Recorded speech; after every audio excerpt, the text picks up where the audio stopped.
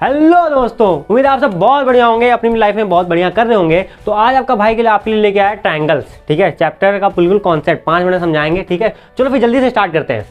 तो पहले तो सिमिलर क्या होता है, सिमिलैरिटी क्या होती है, अगर एक जैसा होना। ठीक है, सिमिलर का साइन हमारे पास ये होता है, सिमिलर का साइन। ठीक है, अगर इसमें साथ में अगर इक्वल टू भी जोड़ दो साथ में तो क्या होता है, कॉन्ग्रुएंसी हो जाती है। अगर सिमिलर है और इक्वल है साइड है या फिर एंगल इक्वल है, ठीक है, तो क्या बोल देंगे, कॉन्ग्रुएंट हो गया। ठीक है, इतनी बात समझ में आई। तो आओ चलो देखते हैं सिमिलैरिटी रूल्स क्या क्या होते हैं। तो सिमिलैरिटी रूल्स चलो देखें। हमारे पास पहला सिमिलैरिटी होता है कि साइड साइड साइड। ठीक है, एक ट्रायंगल है बेसिकली, उसकी 3 साइड होती है, 3 एंगल भी होता है, इतना तो हमें पता ही है बचपन से। ठीक है, तो अब देखो साइड ये रही ये रही साइड। तो अगर सिमिलैरिटी चेक करनी है, 2 ट्रायंगल पहली बार तो चेक करेंगे, ठीक है ना, कंपैरिजन है बेसिकली।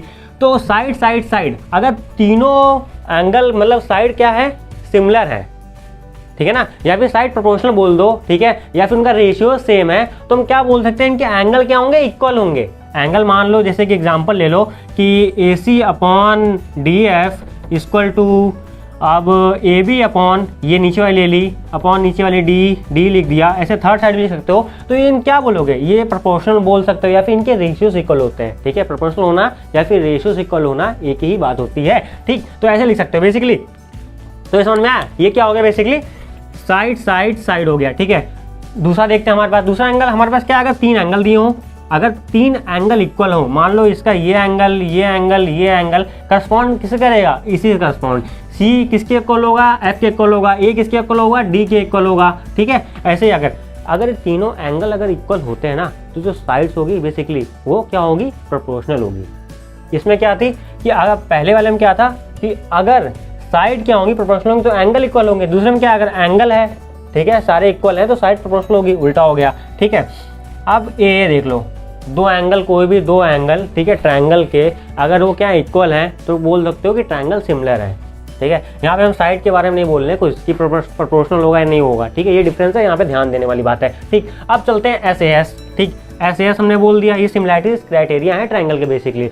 तो एक क्या एंगल है, 2 साइड है, तो हमने मान लो एंगल ले लिया, A ले लिया, ठीक है, और उसके ही करस्पॉन्डिंग मतलब एक ये वाली और ये वाली साइड है, मतलब AC और AB इसके करस्पॉन्डिंग है। तो ऐसे इसमें भी देख लो, ठीक है, कि एंगल D के करस्पॉन्डिंग कौन सी साइड है यहाँ पे, एक तो क्या है, DF है, ठीक, और DE है ये वाली। तो ये दोनों क्या होंगी बेसिकली, ऐसे ऐसे वो सिमिलर है। समझ में आया, ये चीज़ें होनी चाहिए। ठीक, अब चलो देखते हैं।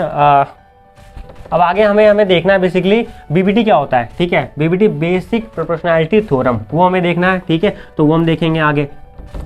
तो बेसिक प्रोपोर्शनैलिटी थ्योरम बेसिकली हमारा क्या कहती है कि मान लो अगर एक ट्रायंगल है, ठीक है, और तुमने ये कोई 2 डिस्टिंक्ट पॉइंट है इनकी साइड पे, ये ट्रायंगल रहा ABC हमारा, और कोई भी डिस्टिंक्ट पॉइंट से मान लो हमने ऐसे एक लाइन खींची, ठीक है, वो किसके पैरेलल है, पहली बात तो ये हमें ध्यान देना है। मान लो DF लाइन खींची, अगर DF लाइन हमने खींची और वो BC के पैरेलल है, ठीक है, एक पॉइंट मतलब 2 बाकी जो साइड है ना उन पे होना चाहिए पॉइंट, ये वाली बात ध्यान देने वाली बात है। तो हम क्या बोल सकते हैं, जो AD मतलब रेशियोज है, रेशियोज क्या होंगे, बिल्कुल कैसे इक्वल होंगे, देखो प्रोपोर्शनल होंगे। देखो कैसे, AD upon BD equal to AF upon FC, ये क्या बोल सकते हो कि प्रोपोर्शनल है बेसिकली। रेशियोज क्या है, या मतलब साइड प्रोपोर्शनल होगी बेसिकली, तो ये रेशियोज इक्वल है बेसिकली, एक ही बात है दोनों। ठीक है, ये बोल सकते हो।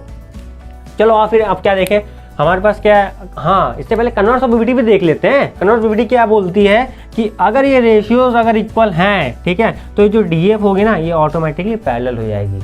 पहले वाले कंडीशन क्या थी कि अगर ये DF पैरेलल है तभी रेशियोज इक्वल होंगे। कन्वर्स इसका जस्ट उल्टा हो जाता है। अब ऐसे देखते हैं हमारे पास एरिया ऑफ सिमिलर ट्रायंगल। ठीक है, ये भी कुछ चीज़ है, ये भी समझ लेते हैं, कोई बड़ी बात थोड़ी ना है। ठीक है, तो जाहिर सी बात है 2 एंगल हैं, ये ट्रायंगल है बेसिकली बने हुए यहाँ पे। ठीक है, अब देखना है कि एरियाज के बारे में बात हो रही है। एरियाज देखते हैं, हमने लिखा एरियाज ऑफ ट्रायंगल ABC, मतलब इस थ्योरम के according area of triangle DEF, ठीक है, इसके साइड के स्क्वायर के इक्वल होते हैं। जैसे कि करस्पॉन्डिंग साइड देखो लिख रहा हूँ मैं, ठीक है, ध्यान देखना, AB, ठीक है, ये इस ट्रायंगल की रही। दूसरे वाले में क्या होगा, DE वही वाली होगी। ठीक है, DE लिखा मैंने, इसके स्क्वायर के इक्वल है। ठीक है, समझ में आया, स्क्वायर के। और ऐसे देखो दूसरी लिख दो, अब AC लिख दो, ये वाली लिख देते हैं, तब भी कोई दिक्कत नहीं है। AC हमने लिख दी, अपॉन क्या कर दिया, DF कर दिया। अरे ये करस्पॉन्डिंग इसकी होगी ना, करस्पॉन्डिंग वैसा देखना है, तो हम इसके स्क्वायर के इक्वल कर दिया, ये स्क्वायर इस पर भी है, ऐसे तीसरी साइड ले सकते हो। ये हो गई हमारे पास basically area of similar triangle हो गई, ठीक। अब हम क्या देखेंगे आखिरी में, पाइथागोरस थ्योरम। तो पाइथागोरस थ्योरम लगती किसमें, बहुत ईजी है, ये हम तो बचपन से पढ़ते आ रहे हैं, मतलब हमें याद होती है जनरली, ठीक है।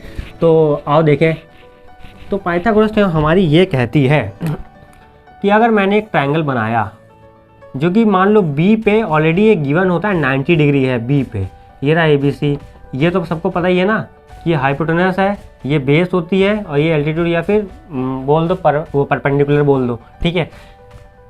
तो बात क्या होती है, तो AB का स्क्वायर या फिर हाइपोटेनस का स्क्वायर इक्वल टू AB का स्क्वायर, ठीक है, प्लस BC का स्क्वायर, ओह सॉरी यहाँ पे C होगा, ठीक है, BC का स्क्वायर इक्वल होता है, ठीक। कंडीशन इसमें क्या होगी कि अगर B पे 90 डिग्री होगा तब हम ये बोल पाएंगे, ये जो इक्वेशन जो लिखी है ना ये हम बोल पाएंगे। वैसे पाइथागोरस थ्योरम में इतना ही होता है। और इसका कन्वर्स भी क्या होता है, कन्वर्स क्या हो जाएगा बेसिकली, अगर ये इक्वेशन अगर लिखी है, अगर ऐसी कंडीशन सेटिस्फाई कर रही है इस ट्राइंगल में ना, तो B पे क्या हो जाएगा, 90 डिग्री हो जाएगा, ठीक है, उस कन्वर्स होता है बेसिकली। तो ये रहा इस मतलब चैप्टर के सारे कंसेप्ट, ठीक है, कंसेप्ट्स में क्या क्या अप्लाई हुए हैं। अगर आप कमेंट करो नीचे तो मैं एक पर्टिकुलर वीडियो बना देंगे, ठीक है, कि कैसे कैसे इसकी प्रूविंग है वो भी हम बता के समझा देंगे। अगर नहीं आ रहा है, अगर कमेंट करते हो तो आप, और बाकी हम कराए रहे हैं, वैसे पढ़ते रहो। तो मिलते हैं अगले वीडियो में।